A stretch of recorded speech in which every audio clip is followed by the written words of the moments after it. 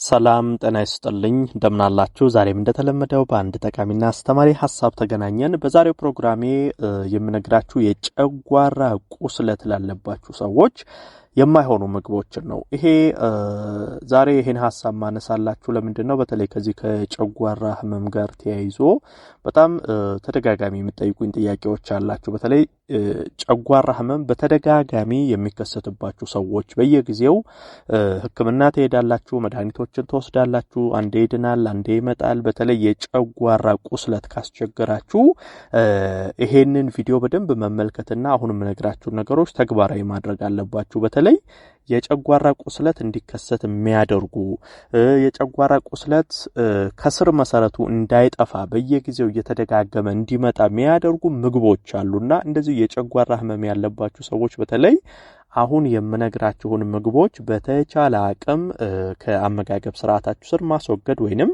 መቀነስ ይኖርባቸዋል። ስለዚህ የጨጓራ ቁስለትን የሚያባብሱ ምንድናቸው? በአያይዘንም እስቲ ስለ ጨጓራ ህመም አንዳንድ መሰረታዊ ሐሳቦችን እነግራችኋለሁ ማለት ነው። አብራችሁኝ ቆዩ። ለቻናሌ አዲስ ከሆናችሁ ሰብስክራይብ አድርጋችሁ ቤተሰብ ሁኑ። ይሄን መረጃም ላይክ ሼር እያደረጋችሁ ሌሎችም ጋር እንደዚሁ በተለይ በዚህ ችግር ውስጥ ያሉ ሰዎች ጋር እንዲደርስና እንዲማሩበት እንድታደርጉ በክብር እየጠየቅኩ በቀጥታ ወደ ሐሳባችን እንግባ።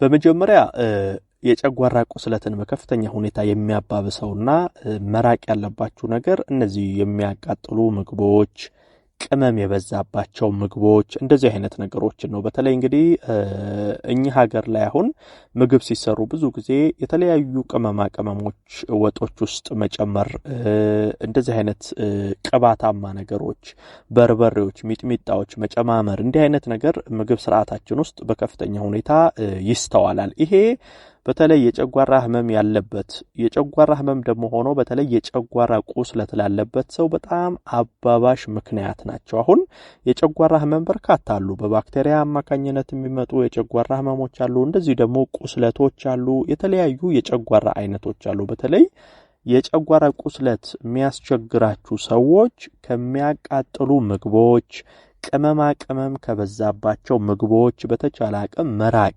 መቀነስ ያስፈልጋል። እያመማችሁ ልክ ስትድኑ መልሳችሁ ያንኑ ቅመም የበዛበት የሚያቃጥል ነገር ምትበሉ ከሆነ መልሶ መነሳቱ አይቀርምና ከስራችሁ በደንብ እስኪጠፋ ድረስ ብትችሉ እነዚህ የሚያቃጥሉ ቅመም የበዛባቸው ነገሮችን ባትመገቡ መልካም ነው። ይሄን በመጀመሪያ ማወቅ አለባችሁ። ሌላው መጠጦች ላይ በተለይ የአልኮል መጠጥን ማንሳት ፈልጋለሁ። አልኮል በተለይ የጨጓራ ቁስለትን በከፍተኛ ሁኔታ የማባባስ አቅም አለው። ይሄ አሁን የጨጓራ ህመም የጨጓራ ቁስለት ያለባችሁ ሰዎች እነዚህ አልኮል ብቻ ሳይሆን ሱሶችን ለምሳሌ ሲጋራ የምታጨሱ ከሆነ እንደዚህ አይነትም አልኮል በተለይ ጠንከር ያሉ አልኮል መጠጦች እንዲህ አይነት ነገሮች የምትወስዱ ካላችሁ ያንን ነገር ማቆም ያስፈልጋል። የጨጓራ ቁስለቱ ከስር መሰረት እንዳይጠፋ ያደርጋል። ይሄ በየጊዜው ሄድ ምጥት እያለ ህመሙ እንዲያስቸግራችሁ ያደርጋል። በነገራችን ላይ እንደዚህ አይነት ህመሞች ከስራቸው በደንብ መታከም ካልቻለ በኋላ እስከ ጨጓራ ካንሰር ደረጃ ሁሉ እስከ አንጀት ችግሮች ሁሉ ሊሄድ ይችላልና በፍጹም ችላ ማለት የለባችሁም። ይሄ አልኮል ነገሮችን ጨጓራ ቁስለት ስለሚያባብስ ማቆም ያስፈልጋል።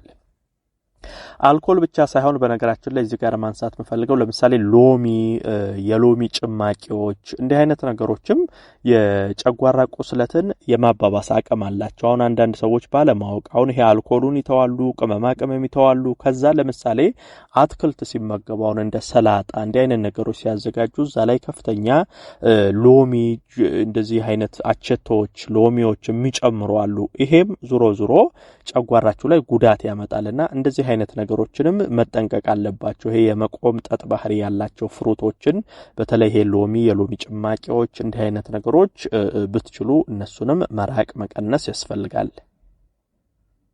ሌላው እነዚህ የሚጠባበሱ ምግቦች ይሄ በተለይ ቅባት በጣም የበዛባቸው በዘይት በፈላ ዘይት የሚጠበሱ እንደ ቺፕስ ያሉ ነገሮች ሊሆኑ ይችላሉ፣ የስጋ ውጤቶች ሊሆኑ ይችላሉ። በአጠቃላይ ቅባት የበዛባቸውና በቅባት የሚጠበሱ ዘይት ውስጥ ተንተክተው የሚዘጋጁ ምግቦች የሚጠባበሱ ነገሮች ይሄ ለጨጓራችሁም በአጠቃላይ ለጤናችሁም በጣም መጥፎ እንደሆነ ማወቅ አለባችሁ። በነገራችን ላይ አሁን የጨጓራ ቁስለት ላይ ብቻ ትኩረት አድርጌ ስለማወራ ነው እንጂ እነዚህ ነገሮች ጉዳታቸው ጨጓራ ላይ ብቻ የሚቆም አይደለም። ለምሳሌ ቅባታማ ነገር፣ የተጠባበሱ ነገሮች፣ ቅመም የበዛባቸው ነገሮች እንዲህ አዘውትራችሁ አመጋገብ ስርዓታችሁ ስር በየጊዜው የምታካትቱ ከሆነ ከዚህም ባለፈ ለኮሌስትሮል፣ ለልብ ህመም፣ ለግፊት፣ ለስኳር፣ ለተለያዩ ችግሮች የመዳረግ እድላችሁ ይጨምራል። እነዚህ በተለይ ቺፕስ እንዲህ አይነት ነገሮች በጣም መጥፎ ናቸው። ስለዚህ የጨጓራ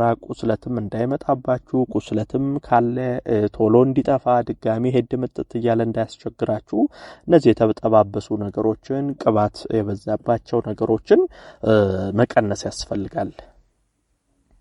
ሌላው ቡና ነው። በነገራችን ላይ ቡና በተለይ የጨጓራ ህመም ላለባችሁ ሰዎች አይመከርም። ከዚህ ቀደም ስለ ቡና ብዙ ቪዲዮዎች ሰርቻለሁ። የቡና ጥቅም፣ የቡና ጉዳት፣ አንድ ሰው በቀን ምን ያህል ቡና መውሰድ አለበት፣ ቡና መውሰድ የሌለባቸው ሰዎች እነማን ናቸው፣ እንዲህ አይነት ነገሮችን ከዚህ ቀደም ብዙ ጊዜ ነግሬያችኋለሁ። ወደ ቡና ጠልቄ ወደዛ አልገባም። ነገር ግን የጨጓራ ቁስለት ያለባችሁ፣ የጨጓራ ህመም ያለባችሁ ሰዎች ቡና በጣም መቀነስ አለባችሁ። አሁን ሙሉ ለሙሉ አትጠጡ ማለት ሳይሆን ብትችሉ እንደዛም ብታደርጉ ይቻላል። የጨጓራ ህመም በተደጋጋሚ ካስቸገራችሁ መተው፣ ነገር ግን በጣም መቀነስ፣ በቀን ውስጥ ከአንድ ስኒ በላይ ባትወስዱ መልካም ነው። ይሄ ቡና በራሱ የጨጓራ ቁስለትን፣ የጨጓራ ህመምን የማባባስ ከፍተኛ አቅም አለው።